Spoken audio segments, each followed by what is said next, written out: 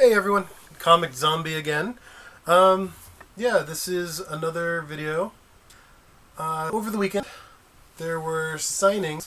Phat Collectibles, my distant but local uh, comic book store, had a signing with Len Wein, the man who is known for creating Wolverine, Storm, Nightcrawler, writer, very influential in the Marvel Universe. Anyway, they had a signing with Len Wein at Phat Collectibles. And if I can repeat that one more time, Phat Collectibles had a signing with Len Wein. I didn't really have much in the way of awesome books. I'm cutting back a little bit. So budget doesn't include getting the 181 of Incredible Hulk or First of Nightcrawler or anything. So, I'm just kind of I just kind of went. I heard he limit he limited his the number he could get signed to 10. You could of course go back in the line and get it signed again.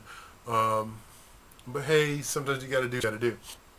Anyway, the first 30 people in line got this really sweet print from Wolverine Origins #1, and yeah, it kicks butt. It's numbered.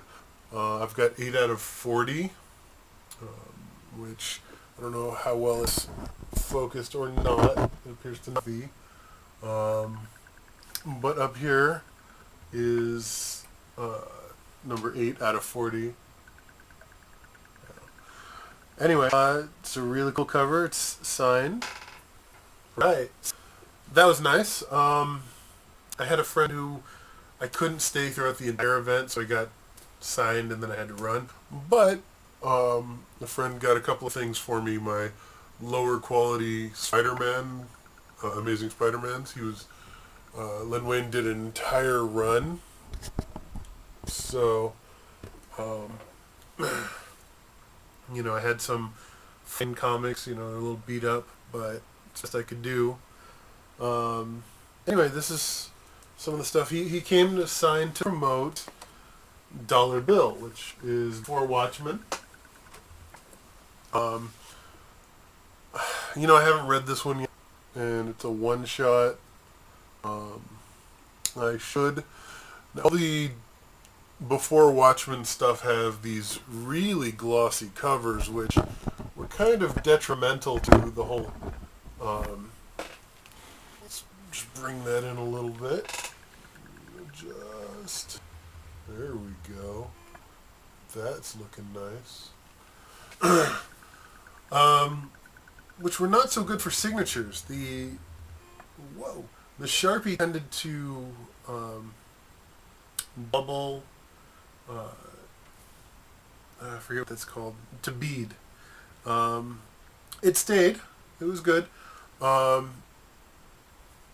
unfortunately, there was that problem. So I got Dollar Bill, which I felt obligated because that's what he's promoting. I mean, everyone had to buy one, but I thought it'd be good to have. His Ozymandias line. Ozymandias. This, the art by Jay Lee, has been amazing. This is probably one of the better before Watchmen books. Just each page, each design, the art's very much like this. It's so cool to see. And yeah, I got my books from Phat Collectibles, so they've got the obnoxious sticker. But I've got Len Wein's signature. He's actually the writer on this. So, and just that cover is gorgeous. Interesting subject material. Anyway, only 5 issues of Before Watchmen Ozymandias came out, so it's kind of going to be disappointing to have issue 6 without the signature, because I'll have it. I'll have to remedy that at some point. But such great covers. Now I did get I didn't get any of the variant covers because those things were pricey.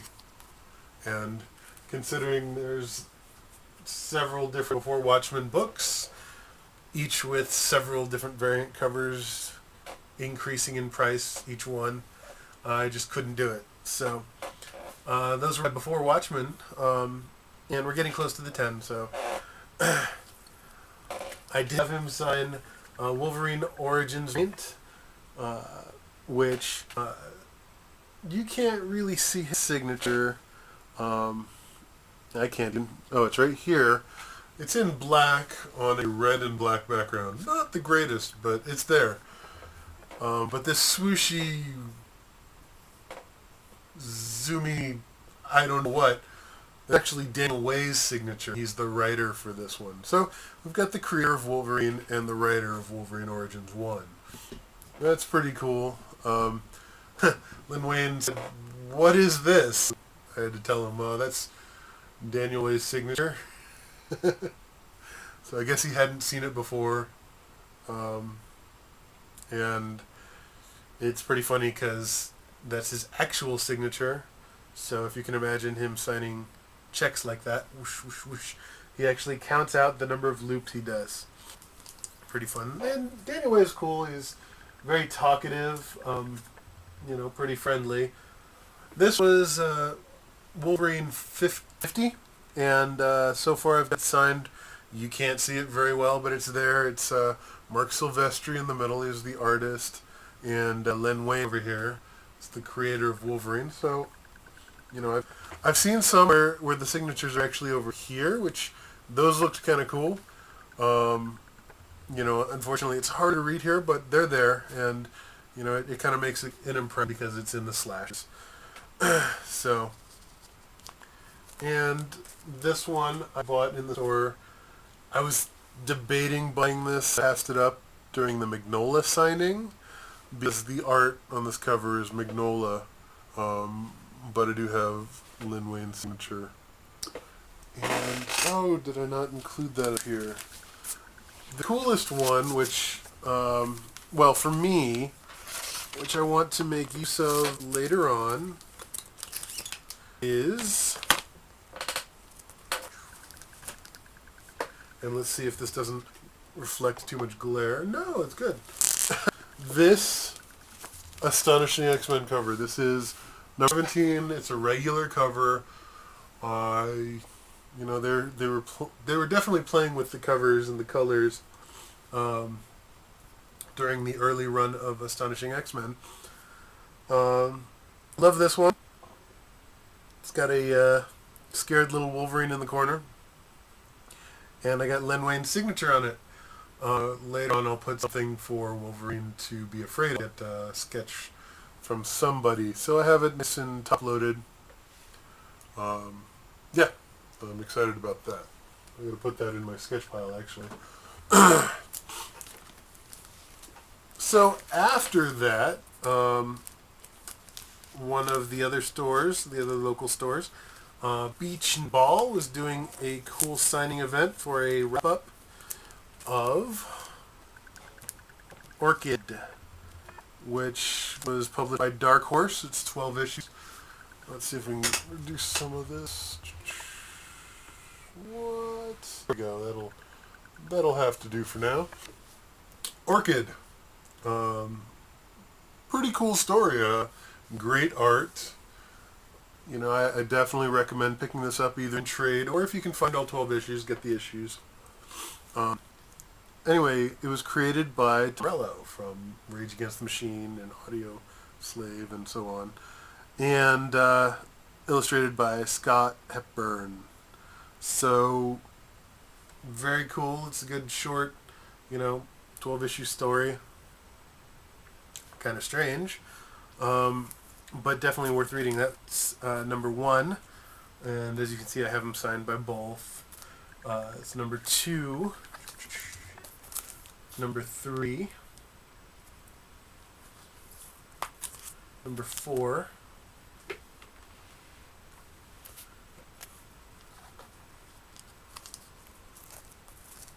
Number 5. Very cool covers.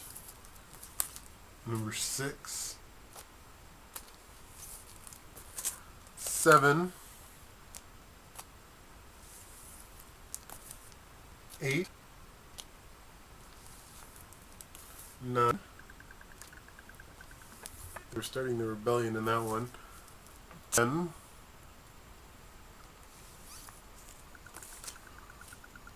11, and one of the coolest covers, 12. Now, Beach and Ball was also selling, they had a limited number of pre-sketches done by the artist, and they did pretty penny, but I did get Orchid with the red stuff from the mask and everything. Almost forgot to get it signed by Tom Morello. But this, of the ones that were there, I think I was one of the early ones to pick. Of the ones that were there, this is one of the coolest ones of Orchid. She just has a great, very expressive expression on her face. So I will get this framed at some point. I'm kind of disappointed I couldn't get a, in-person sketch, but this is very cool. Alright, and some of the stuff that happened, Beach and Ball had a sale again. I picked up a ton of things, but I will show that in a video. In the meantime, they did have, if you remember, I showed the Liberty Annual 2012. I had the issues without the text block, without the Liberty Annual title, without all of this stuff. They stud these from, the covers. So I picked this one up. It's $5, can't hurt too bad. And the other cover, same thing, $5. And these are worth it because it's that the governor story is in it. There's a short governor story at the end from Walking Dead, plus a lot of other little good stories. And you support the comic book Liberty Defense Fund, so they're fighting censorship and so on and so forth.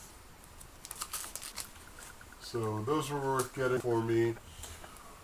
And I picked up a couple things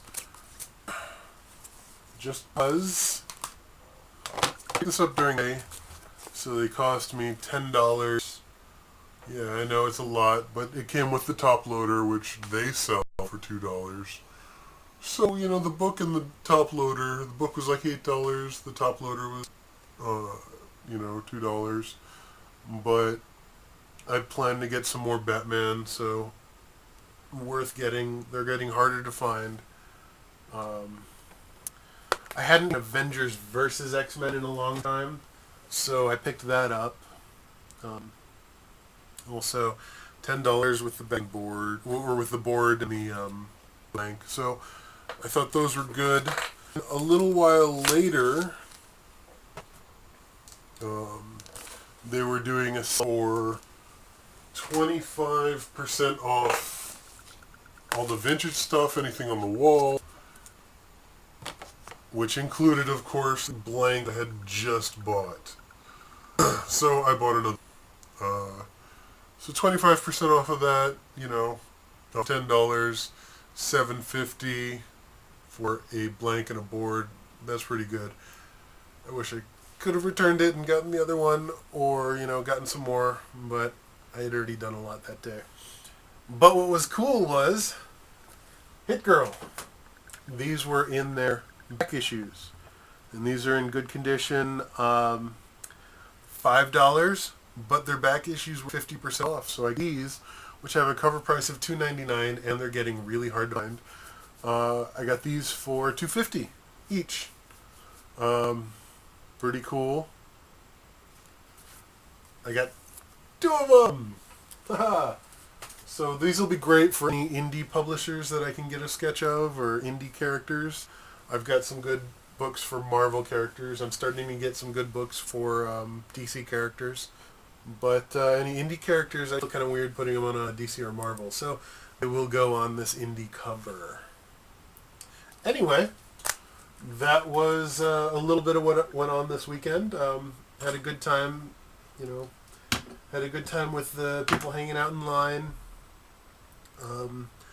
By the end, I was beat. Beach and Ball had an after party for some of the people I might have been able to talk my way in. But man, I was just tired. Had a full day of work the day before.